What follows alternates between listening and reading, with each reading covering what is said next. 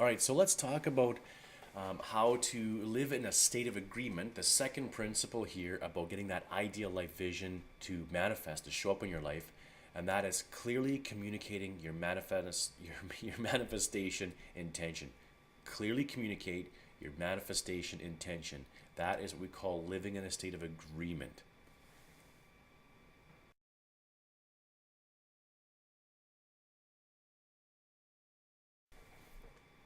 Okay, so how do we exactly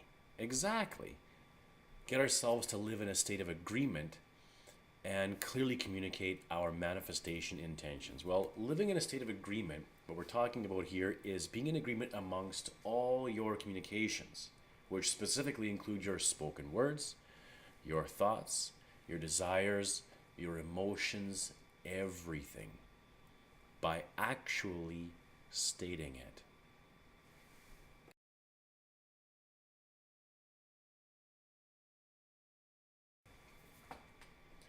All right, so if clearly communicating our manifestation intentions is about being in a state of agreement with our communication, then how do we say it? First, let's just back up a moment and notice some of our most common phrases. Notice that a lot of our most common phrases are spoken in the negative sense. Now, I don't mean negative, like putting someone down or something like that, but stated in the negative sense, such as, hey, don't be late. Don't forget whatever it is you need to remember. Don't look down. And don't forget to call me. Don't forget to text me. It's just so common, we hardly think about it. And so, why would that even matter?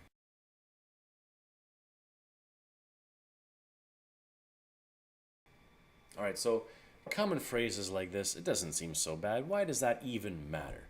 I mean, realistically, when you speak these things out loud, your conscious mind does differentiate between what you're saying. You're consciously aware of knowing that, you know what, yeah, I don't want to be late for this event. I want to actually get there. So why does it even matter? Well, it's easy to miss the significance because our conscious mind does differentiate. But the subconscious mind, your heart, your emotional control center, they don't. They don't differentiate when you say don't be late. All they're relating is your feelings to subjects directly.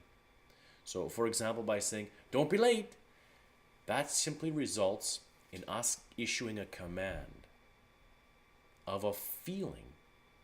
And that feeling is the feeling that's associated in this case with lateness, missing the appointment, missing the date, whatever the case might be, or being late for it. So it doesn't differentiate between don't and do. It simply associates a feeling with the subject directly.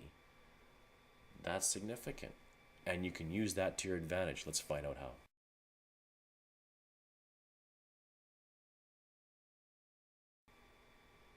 All right, so we've established now that the conscious mind will differentiate between saying do or don't in a lot of our common phrases, but the subconscious mind and our heart, our emotional control center, are really the things that are key to communicating our intentional energy. They don't differentiate at all. They just simply associate the feeling with the subject directly. So what do we do instead? Let's face it directly. Let's take it head on and let's take care of this right now. Get your paper. Make those columns. On the left side, you write down there, let's choose just one for today. Just one. Choose whatever maybe your most commonly used phrase. Maybe for you it is, hey, don't be late. Maybe you got to deal with somebody frequently who tends to be a bit late and you end up using that frequently. Whatever the case may be, just pick one to start with. Pick up to three if you like, but it's good to start with at least one immediately. Now, take that. Write it out. Make it plain. Make it clear you're facing it. Now on the opposite side, write down exactly what you want in its place. We're going to replace that thing, right? So for example, we say, okay, instead of don't be late, I'm looking forward to seeing you at our date at 5 o'clock. I'm looking forward to seeing you at that recital at 7. Whatever the case might be, right? Let's rewrite it. Let's shift that. And what we do next, go ahead. Please share your comments. I want to hear your story about how this has changed things for you. Subscribe, claim your free report. And I look forward to hearing your story of living in the energy of empowerment.